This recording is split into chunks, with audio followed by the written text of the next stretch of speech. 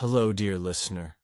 Tonight I'll take you back to another world, a time of ice and fire, of honor, blood, and gods who watch from the mist. This is not a tale. It's a memory, a dream, buried beneath the snow. So sit back, close your eyes, and breathe slowly. This is Dreamside Stories, and you are about to walk the warrior's path. The fire is low. Its light flickers on the wooden walls. The longhouse is quiet, just the soft crackle of ash and the breath of those still sleeping. You open your eyes. Fur covers your body. A chill creeps in where it doesn't reach. Your hand moves instinctively and touches the leather strap of your bracer. It is morning, but the sun has not yet risen. Only the pale blue light of the fjords seeps through the cracks. You sit up. The air bites your face. You roll your shoulders once, twice, then stand. Around you, your brother sleeps. Your shieldmate stirs in a dream. Your father, gray-bearded and silent, still lies wrapped in wool. He fought in his time. Now he watches you become what he once was. You step outside. Snow crunches beneath your boots. The wind brushes your cheek like a blade. It is cold, but not cruel. This land does not pity. It prepares. You breathe in deep. Pine, ash, frost. The scent of the north. By the stable, your animals wait. A goat shakes snow from its back. The horse eyes you calmly. You feed them slowly, with purpose. Even the strong must care for the weak. Even the gods respect balance. You return to the house. Not yet inside. You kneel by the wall. Your fingers trace old runes in the snow. Protection, strength, fate. These are not prayers. They are promises. Inside, the flames grow. A soft cough from behind the curtain. Someone whispers. You tighten your belt. Check your axe. Tie your cloak. The morning has arrived. And so has the weight of it. Today, you might be called. The Jarl may summon his men. Raiders approach. A settlement must be defended or taken, but not yet. Now you sit on the bench. Leather creaks beneath you. Your hand rests on your knee. The fjord lies still. The trees do not speak. The gods are watching. And you, a warrior of this frozen land, you wait and listen and breathe. The sun has risen, but it hides behind heavy clouds. The sky hangs low over the village, casting everything in a dim gray light. Snow blankets the ground in a soft hush, muffling every step. Today is different. You can feel it in the air. The stillness is not peace, it is anticipation. A horn sounds. Its deep, echoing note rolls through the valley, bouncing off the frozen hills and into your chest. It is not a sound of warning. It is a summons.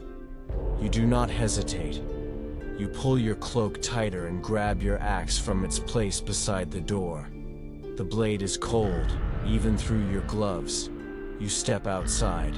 Snow crunches beneath your boots. The breath from your mouth curls upward in soft clouds.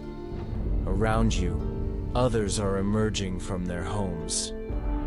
Warriors, farmers, sons, brothers. No one speaks. This is not a morning for words. You follow the path toward the village center. The trail winds past longhouses and stables, past frozen wells and silent carts. Smoke rises from chimneys, slow and pale. Dogs watch from under porches. The entire village holds its breath. At the center, the Jarl stands tall atop a raised wooden platform. He wears a cloak of black wolf fur, its edges dusted with snow. His eyes are sharp, scanning the crowd. Around him stand his huskarls, his chosen. Their swords hang at their sides. None smile.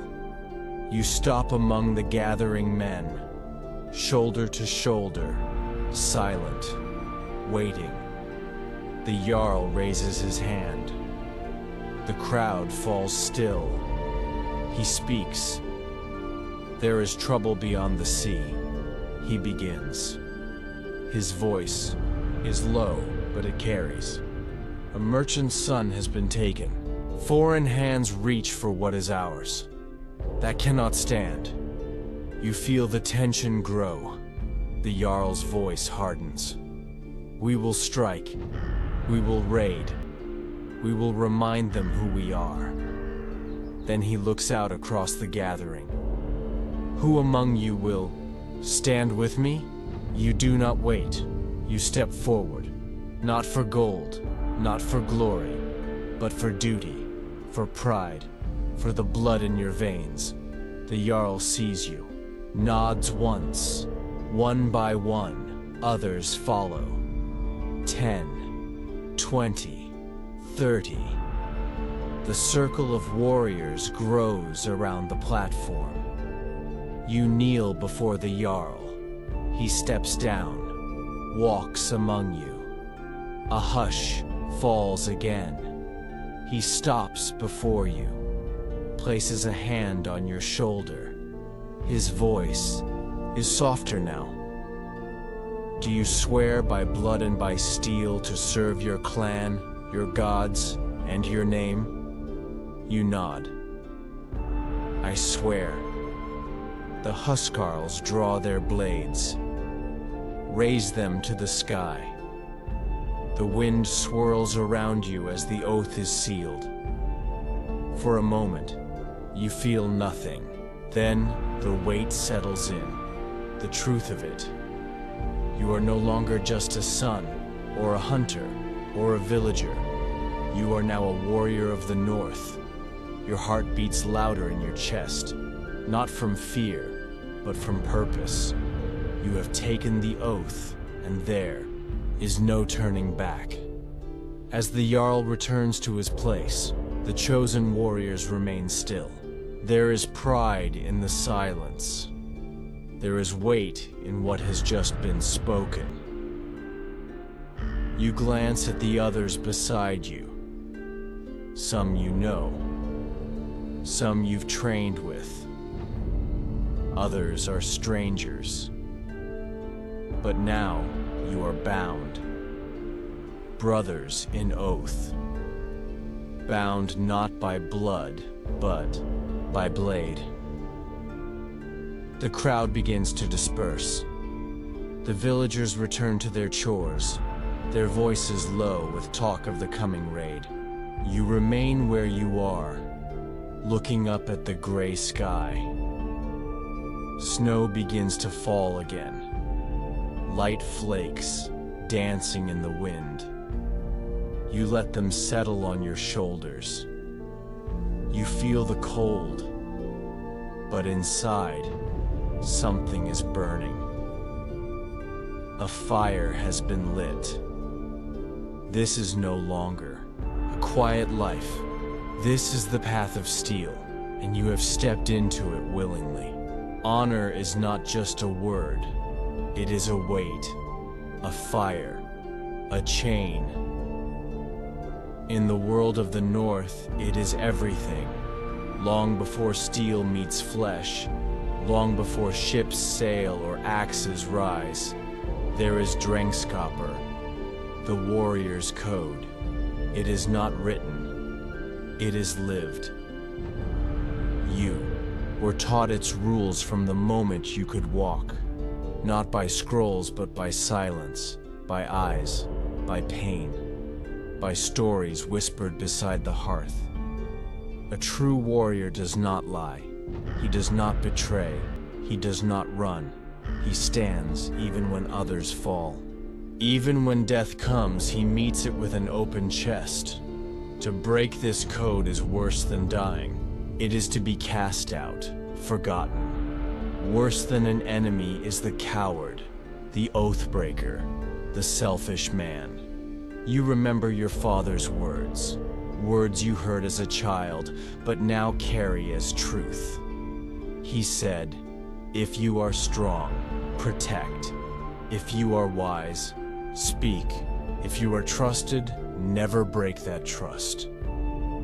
Honor lives not only in battle, it lives in the way you eat, the way you speak, the way you look another man in the eyes. Among warriors, Drengskaper is the line between beast and man.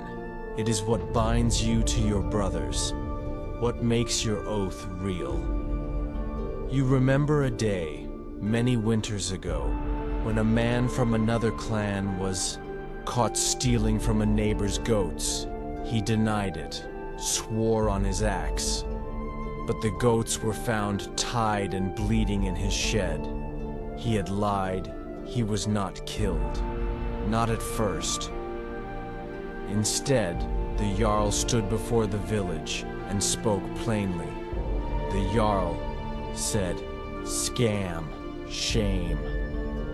The thief was marked. His hair was burned. His name was erased from the stories. No one spoke to him after that. Not even his mother. That was the day you learned what it means to lose honor. And what of those who live by it? They are remembered. Not just for their victories, but for the way they lived. A warrior who dies with honor may live in the songs.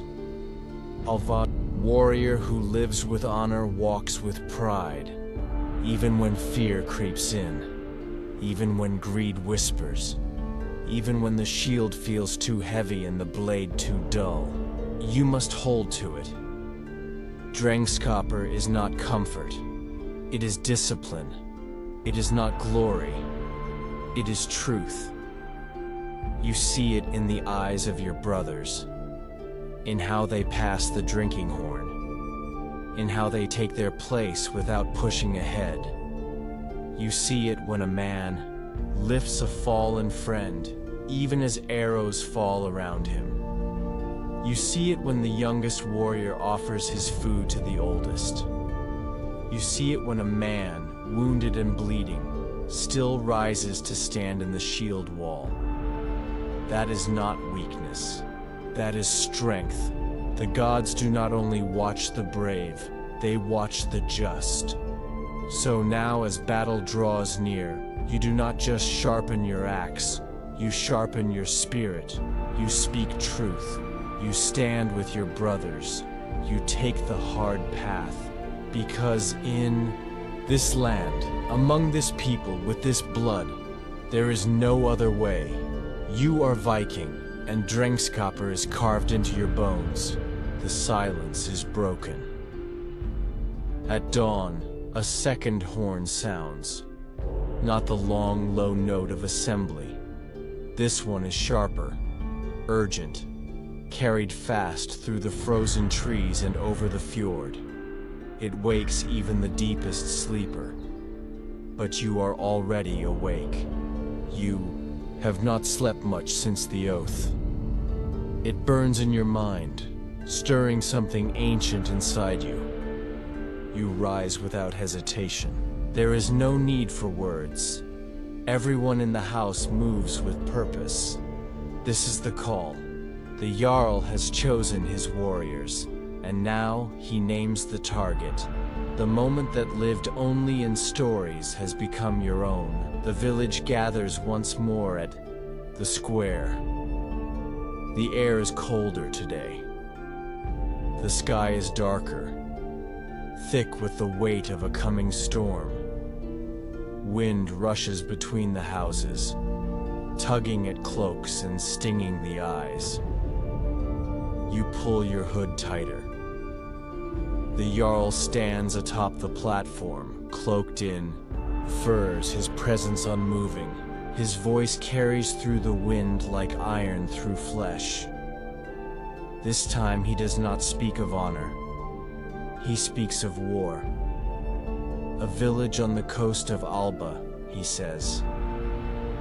They have grown fat on trade. They sleep behind thin walls. We sail before nightfall. There is no cheer, no chance, only nods. A quiet resolve. Each man here knows what this means. The path you swore to walk begins now. You return home to prepare. Your axe is checked for cracks. The edge is honed with stone. Your shield is fitted to your arm. You run your fingers across its surface. You've carved your name into the wood, so it will not be lost. You wrap dried meat in cloth. Fill a skin with water. Bind leather around your boots and knees. You pack sparingly. You will return lighter, or not at all. Your mother stands by the door. She does not cry. She simply nods. Once, her face still. She places a small stone in your hand, smooth, carved with a single rune. For protection, she says. Her voice does not waver. You place it in your pouch. You do not speak. You do not need to. Her eyes say everything. Outside, the village has changed. The air smells of pine and salt. The snow is trampled. Warriors move with urgency. Ropes are coiled, shields stacked, blades wrapped in cloth. Every step is rehearsed, every movement familiar. The longship waits in the shallows. Its bow rises like a beast. Carved wood gleams with frost. The sea beyond it is calm, but deep. You approach slowly. One by one, the others step aboard. You climb in behind them. The boat creaks beneath your boots. You take your place at the oar. Your hands grip the worn shaft. Rough but familiar. You roll your shoulders. Breathe slowly. You can feel the beat of the others, the quiet rhythm before movement. The Jarl is the last to step aboard. He looks over the men with a steady gaze. He raises his hand, and the boat pushes off. Oars dip in unison. The sound is soft, but powerful. Water parts. The fjord pulls away. Trees blur. The mountain line fades into mist. You pass the outer rocks.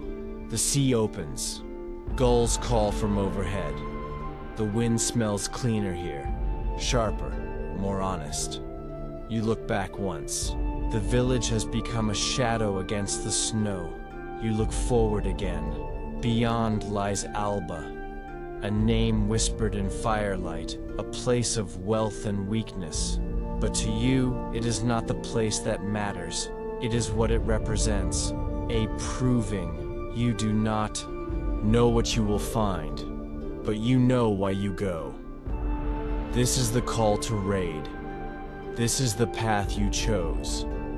This is what you swore to do, and there is no turning back. The sea has changed. What was calm now shifts and rolls. The wind has teeth. Salt stings your eyes. Spray clings to your beard.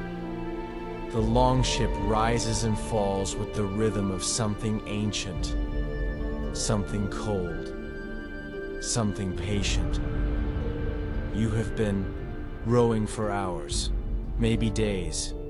Time has faded into oars and silence, into hunger, into the ache in your arms and the weight in your legs. Each pull forward is a heartbeat, each wave, a memory. The cold crept in last night and did not leave. It clings to the boat, to your skin, to the edge of your breath. You do not shiver. You conserve your strength. The others around you do the same. This is not the place for weakness. But then you see it. A dark line across the sea. Land. Distant cliffs rising from the waves. The coast of Alba. It emerges slowly, like a beast rising from beneath the sea. The Jarl stands at the bow. He says nothing.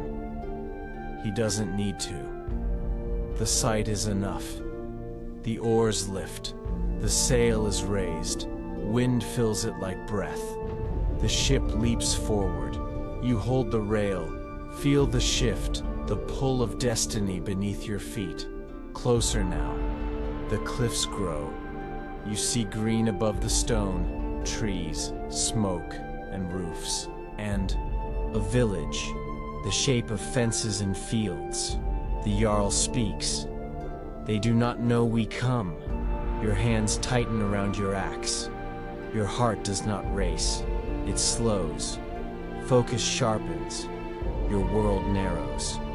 There is only this moment, this land, this task. The school longship turns into the inlet. The beach is narrow but enough. The keel scrapes sand. Warriors leap into the surf. You are among them. The cold water crashes against your thighs. But you do not stop. Your boots strike earth. You climb the slope. Axes lift. Shields are drawn from backs.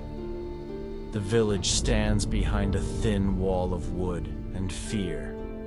You smell livestock, fire, bread, life. They are not ready. A bell rings, a shout, doors open, confusion spreads like fire, but it is too late.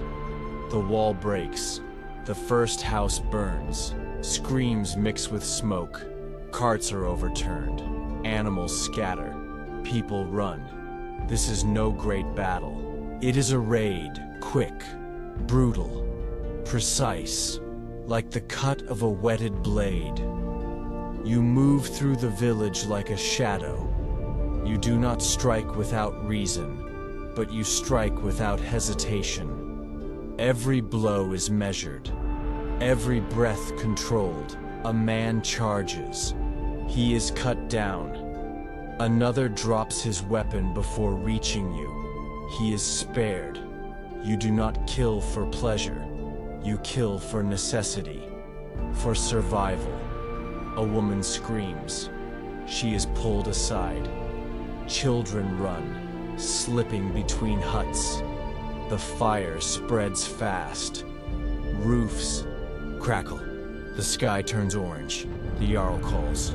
The horn sounds again. Withdraw. You do not delay. You gather what can be carried. Silver, tools, cloth, grain, rope, salt. Things that keep a clan strong through winter. You carry what others cannot. The old, the wounded. You move fast, back to the beach. The ship is already waiting. Oars lifted, wind rising. The surf grows stronger, as if the sea itself senses what has happened. You run. The last man boards. The Jarl turns once, looking back. Smoke trails across the water. Flames flicker in the distance. Then the ship pulls away. The village shrinks behind you. The sky grows dim. The sun has not yet set, but the light feels different. Heavier. No cheer. No boasting. Only silence. This is not glory. This is survival. This is what it means to be feared. You sit again at the oar. You breathe deep. You grip the wood. The sea opens before you, and the wind is with you. The sea is calmer now. The wind still carries the cold. but the waves have softened. The longship glides more than it fights. Oars rise and fall with the rhythm of tired strength.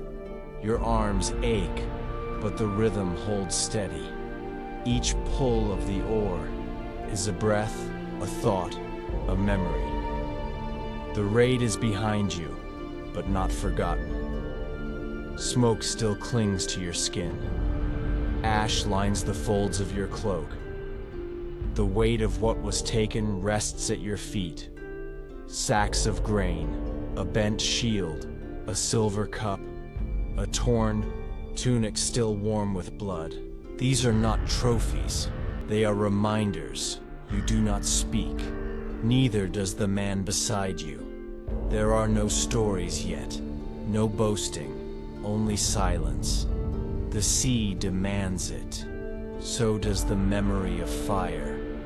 Some stare at the horizon. Others look down. One tends a wound. Another grips a charm from home. Each man carries more than he shows.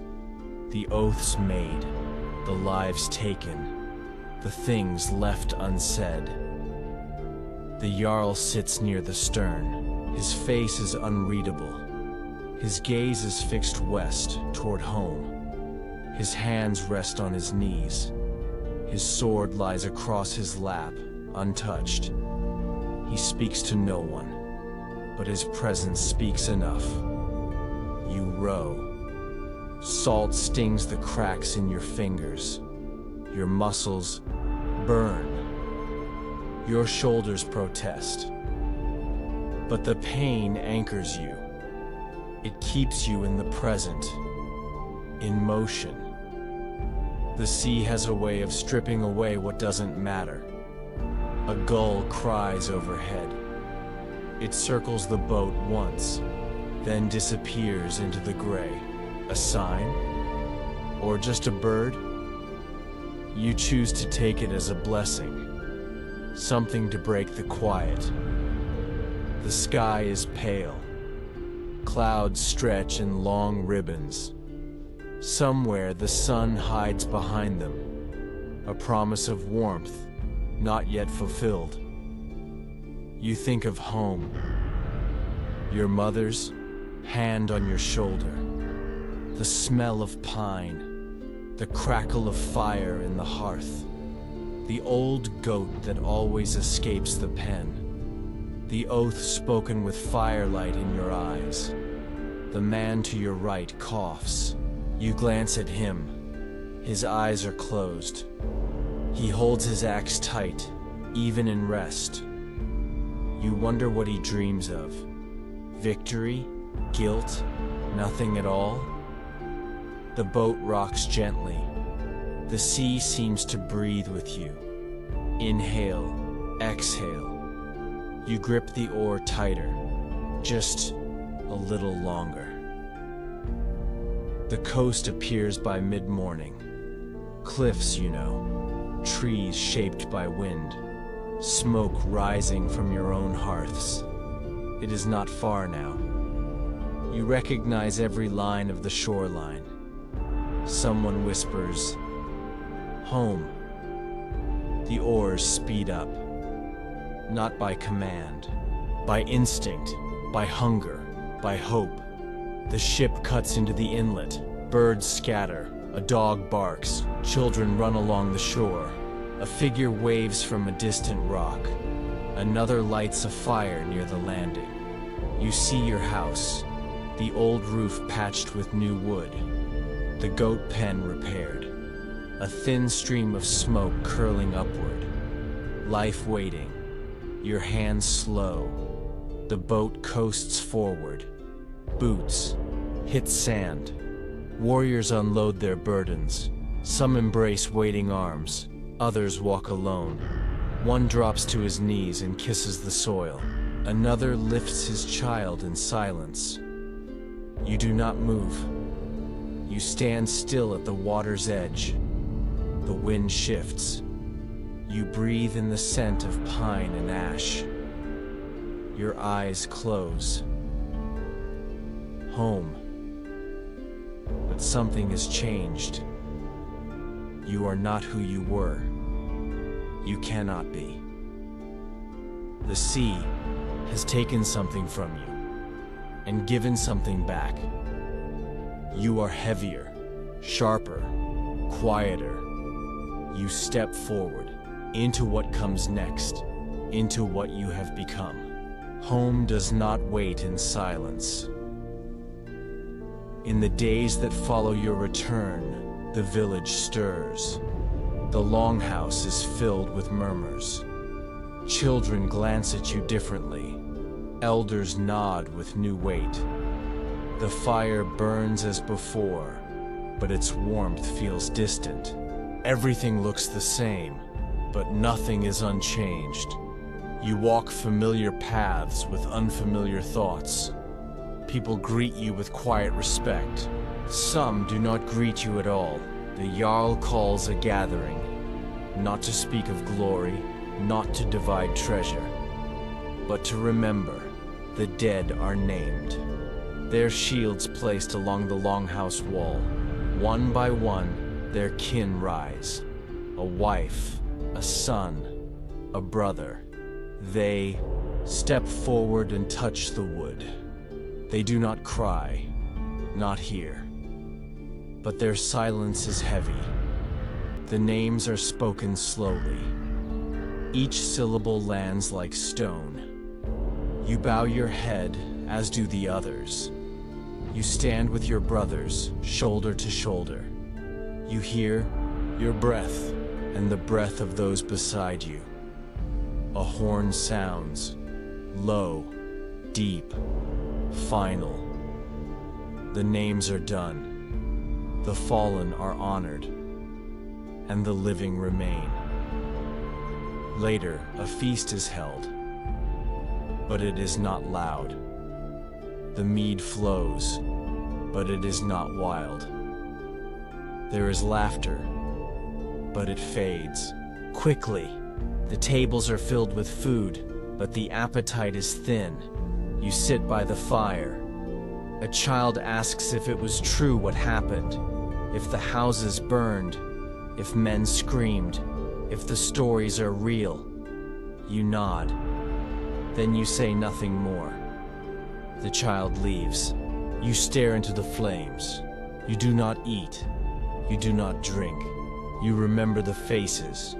You remember the weight of your axe. You remember the silence before the horn, and you wonder what they remember of yours. You sleep, but not easily. Dreams come in pieces. A roof burning. A cry in the night. The cold of seawater on your skin. The next morning, you walk alone. To the edge of the forest. To the place where you trained as a boy. Where you first held a wooden sword. Where your brother once knocked you into the dirt and laughed.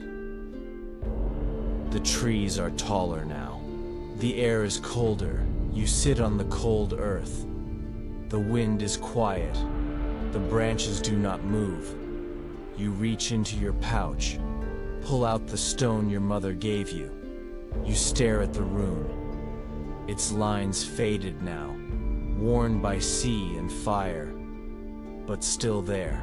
Still holding, you place it on the ground, gently. Then stand. There is no audience, no horns, no songs. But you speak anyway. I returned. I did what was asked. I carry it with me, and I will carry it still. You breathe in the cold. It fills your chest, clears your thoughts. The wind shifts. You nod once, then walk back toward the village. The reckoning is not in battle. It is what comes after. It is in the weight that never leaves. It is in the quiet. And you are still here. You are not unchanged, but you are unbroken. and that too is something worth remembering. The first frost comes early. You feel it in the air before it arrives. The village begins to change. Doors are shut tighter. Fires are kept burning longer. Children are not seen outside after dusk. The sky carries a gray stillness, a silence that presses on rooftops and minds alike. You wake earlier now. You chop wood before the sun rises. The rhythm of the axe soothes you. Each strike clears a little more of the fog in your mind. Wood splits clean. Your breath mists in the air. The world is cold, but the work keeps you warm. The longship is pulled onto land, wrapped in tide. It sleeps now, as you do not. You pass it often, and each time you feel its silence. It waits. But for what? You help rebuild what the wind and time have worn. A roof is patched, a fence mended, a new cradle carved for a child born while you were gone. You work with your hands. It feels honest. The tasks are small but certain. You know what comes next. That is a kind of peace.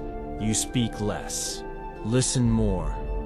When others laugh, you smile. But the laughter does not reach you. It dances above you, like snow that does not settle. The Jarl speaks little since the raid. He watches from the longhouse. Always with a cup, always awake. He has grown thinner.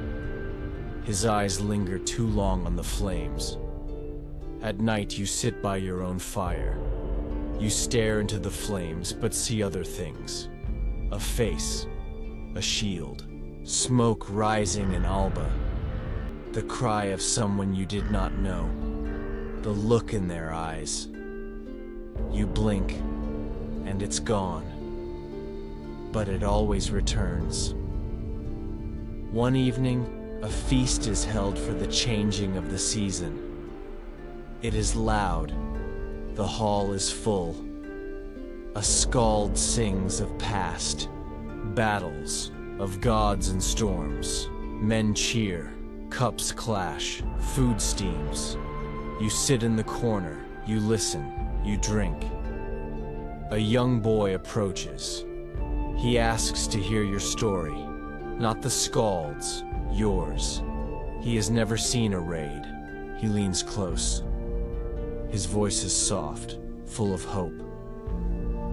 You look at him. His eyes are wide, eager. But your throat closes. Your hands shake. You say only, "It was cold." The boy blinks, waits, but no more words come. He bows his head and leaves. You remain. You walk home alone. The sky is full of stars. The ground crunches beneath your boots. Your breath clouds before you. A dog barks in the distance. An owl watches from a tree.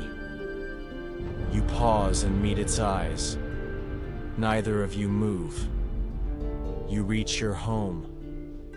The door creaks. The fire is still warm. You sit. You unwrap the bundle of cloth you've kept hidden beneath your bed.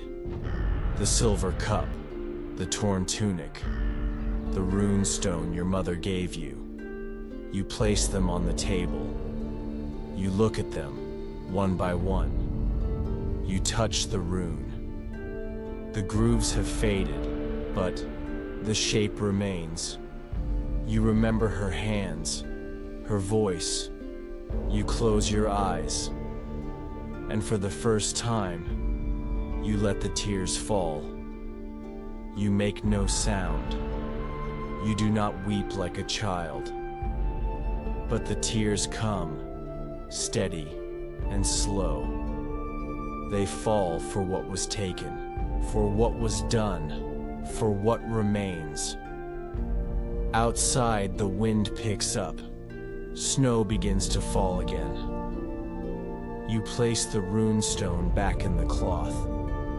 You stand and walk to the door. You open it. The village sleeps, but a few windows glow. You breathe in the night air.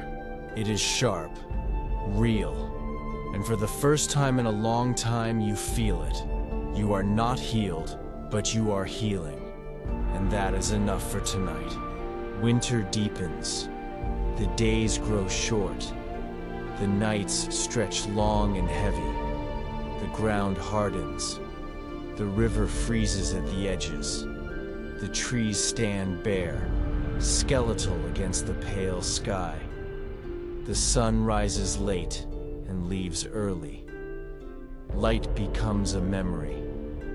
And yet, life continues. You wake each morning with the frost. You split wood, mend leather, carry water through snow that climbs past your boots. Your body aches from the cold, but you move anyway. There is no glory in winter, only endurance. Each day, you do what must be done, not because it is heroic, but because it is survival. The village grows quiet, not in fear, but in focus. The time of raids is done, for now. This is the time of testing, of holding fast. Food is rationed, fires are watched. Children are taught to listen before they speak. The old tell stories not of heroes, but of those who endured. One morning, the Jarl calls for a gathering, a trial of strength, not to honor the gods, not to find the bravest, but to remind all what it means to stand together, what it means to remain. Men and women step forward, old and young. They compete not with blood, but with will. Axe throws, stone lifts, wrestling in snow. It is fierce but fair. It is laughter and breathless gasps. It is shouting through frozen air. You watch at first, then you step forward. No. One calls your name, no one challenges you. You lift the heaviest stone. The cold bites your palms. Your breath fogs the air. The crowd is silent. Then comes the sound of feet pounding snow, of cheers rising. Not for victory, but for presence. But you do not raise your arms. You step back. You know this strength is not the kind that saves or destroys. It is the kind that remains when nothing else does. It is the strength that pulled oars across an endless sea. The strength that stood still before a burning house. The strength that endures after the song ends. At night, the fires burn higher. Mead is passed. Songs are sung again. Someone begins to carve new runes on the village gate. Marks of those who stood through the snow. You sit nearby, watching. The flames flicker on the young faces around you. There is life here. There is something being rebuilt. A boy asks if you will carve your name. You shake your head. Not yet, you say. He nods. He does not ask why. Later you help him with his first mark.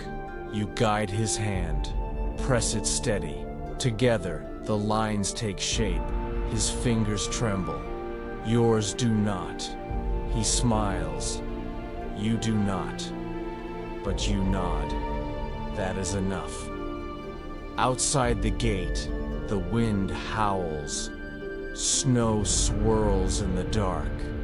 The world does not know what happens here, but you do. Inside, the fire holds, and so do you. You return home alone. The path is lit by starlight. The snow crunches beneath each step. You pause at the door. You look up. You whisper a name. One of the fallen, one of yours. Then you enter. You place your gloves by the hearth. Hang your cloak to dry. Sit in silence. Tomorrow, it begins again. You are not finished, but you are stronger than you were. And strength in winter is everything. The days begin to stretch again. A hint of warmth touches the air. Snow recedes from the rooftops. Icicles drip in slow rhythm. Somewhere in the forest, water begins to move again. Not loudly, just enough to be heard. The wind is still cold, but it no longer cuts. It brushes. It speaks of change. You rise early, not from burden, but from habit. Your hands still ache, but your grip is firm. The axe feels lighter now, or maybe your shoulders stronger. You stack the last of the winter wood without counting. You sharpen tools without urgency. The village stirs with a different kind of energy. Not relief, but readiness. Children chase chickens in the yard. Someone sings while repairing a net. A woman lifts her newborn to the morning light. Life insists on itself. The goats bleat louder. The dogs bark longer. Smoke from chimneys rises straighter. These are signs you once ignored. Now you notice. You walk the paths without tension in your jaw. You nod to faces you once avoided. You laugh, not always, but enough to know it's still there. People speak to you without lowering their voices. They ask your thoughts on small things, fences, planting, weather. You answer without weight. The longship is uncovered, the ropes loosened, the hull checked.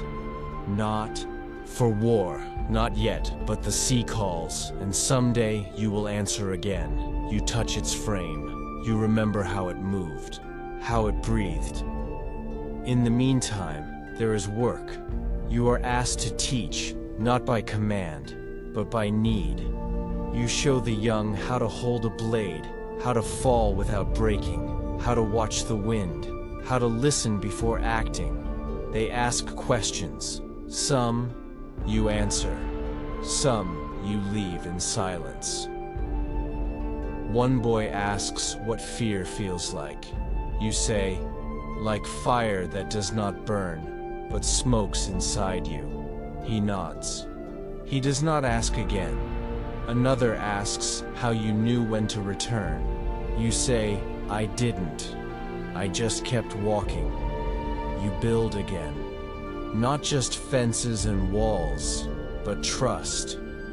You sit at the table during meetings. You speak when it matters. People listen. One evening, the Jarl calls for you. You enter the longhouse. He stands before the carved wall. Runes old and new fill the surface. Names of those who mattered, those who endured. He points to an empty space. It is time, he says. You step forward. You press the blade into wood. The lines come slowly. You make no flourish, no signature. Just your mark, simple, true, yours. The room is quiet. The Jarl nods. You nod back. Outside, the sky is clear. The stars sharp. You return home. You sit at the fire. You do not think of war. You do not think of peace. You think only of tomorrow, and that is enough. You place your old tunic on the shelf. You fold the cloth that once held silver and ash. You set the rune stone on the mantle. You light the fire with care. This is not the end. You will sail again. You will fight again. But not today. Today, you rest. Today, you remain. This is the mark you leave behind, and it is enough. Spring does not arrive with a shout. It creeps in, quiet, subtle. The first green appears at the edge of the trees, a bud here, a shoot there. The river breaks its ice with a whisper, not a roar. The village watches, waiting for permission to believe. You wake one morning to bird song, a sound you had forgotten. It fills the stillness like warm light fills a dark room. A breeze carries the scent of soil and thawing bark. You breathe it in, and it reaches a place inside you that had long been asleep.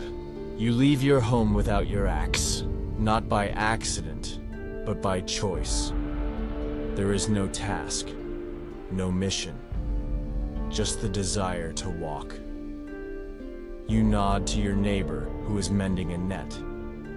She nods back. No words. None needed. You walk into the forest, not to hunt, not to scout, but to see, to feel, to remember what silence without fear sounds like. The ground is soft beneath your boots. Leaves rot beneath new shoots. The trees are waking. They creak and sway and whisper above you. The wind no longer bites. It brushes. It curls around your hands, not as a threat, but as a welcome. You pass the place where you once trained. The logs still lie there, weathered now. Moss creeps along the edges. You remember falling, rising, swinging, missing. You remember laughter and bruises, your brother's voice calling out to you, the echo of your younger self. Still here. Further on, you find the stream. It flows thin and fast. The ice clings to the edges, but the center runs clear. You kneel beside it. You place your fingers in the water. It is cold, but alive. You drink. It stings your throat, but it wakes something. You sit on a fallen log. You say nothing. There is no need. The forest does not ask. It listens. You reach into your pouch. You carry little these days, but the runestone remains. You place it on the moss, next to a sprouting flower. You smile, not because of joy, but because of understanding. You were not meant to forget, but to carry, to change, to grow. The sky above opens, blue and bright. Sunlight spills through the canopy. You close your eyes. You breathe. You hear the rustling of a deer in the underbrush, the flutter of birds above, the soft trickle of water behind you, the distant crack of a branch. You remain still. These are not sounds of war. They are sounds of being. A squirrel pauses on a branch, staring, then leaps, disappearing into the green. You watch it with calm curiosity. Everything moves, but nothing rushes. You are not lost. You are not finished. You are not alone. You are part of the forest, of the village, of the sea. You are part of the soil beneath your feet and the sky above your head. You are many things.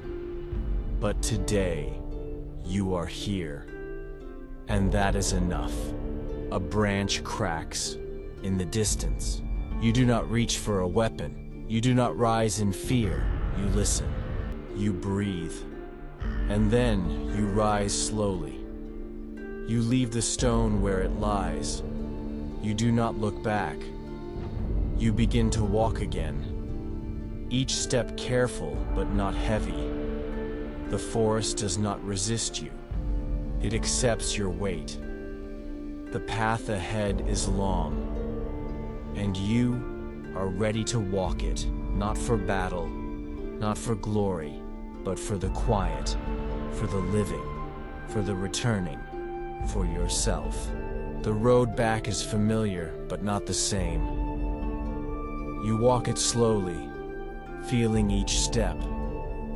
The forest thins behind you. The village reappears. The smoke from chimneys rises into a sky that no longer weighs you down. Children play near the edge of the stream. You hear laughter, high and clear. A sound once distant, now close, now yours. It touches something in you that had hardened and softens it. You nod to the fisherman. He lifts his net without pause. To the shepherd, who whistles low. To the elder, who carves a spoon with hands older than stone. These small moments pass without fanfare, but they settle in you like warm stones. You are seen. And more than that, you are known. You pass the longship, resting still. Its hull repaired, the runes on its bow repainted. Not for battle, for memory, for pride. It no longer feels like a weapon. It feels like history. You enter the longhouse. The fire is steady. The air smells of pine and meat. The walls hum with quiet voices. The Jarl sits with his back straight, but his shoulders lower than before. He looks at you, says nothing, just lifts his cup. His eyes carry the weight of seasons. You do the same. You drink. And the silence is not empty, it is full, it is shared, it is understood. That night, a gathering is called. Not a feast, not a council, just people. Together, they bring what they have. Bread, cheese, herbs, memories. The skald sings, not of gods or war, but of the earth, of rivers and storms, of nights endured, of spring returned. His voice cracks once, and no one laughs. It is a good song. A girl offers you a flower, yellow, crooked, alive. You tuck it behind your ear. Someone laughs. You do too. This time, it reaches your eyes.